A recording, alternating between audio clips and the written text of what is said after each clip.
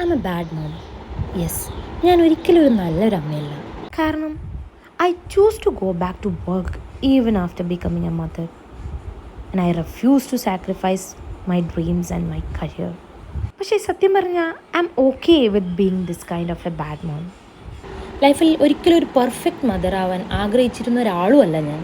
ഒരുപാട് പേര് ചോദിച്ചിട്ടുണ്ട്, how are you managing it all? Actually I am not. I get exhausted, I break down, I'm just trying. One thing I never chase anymore is perfection. And ഞാനിത് എല്ലാവരോടും പറയും. Perfection will break you slowly, inch by inch. It makes you feel like you are not doing enough. Motherhood ആണ് നിങ്ങളുടെ entire identity എന്നും sacrifice ആണ് നിങ്ങളുടെ സ്നേഹത്തിൻ്റെ അടയാളമെന്നും നിങ്ങൾ മാത്രമായിരിക്കണം കുഞ്ഞിൻ്റെ എല്ലാ കാര്യങ്ങളും നോക്കുന്നതും ചെയ്യുന്നതും എന്നും നമ്മളെ ആരാണ് പഠിപ്പിച്ചു വിട്ടത്? I choose to be a different mother.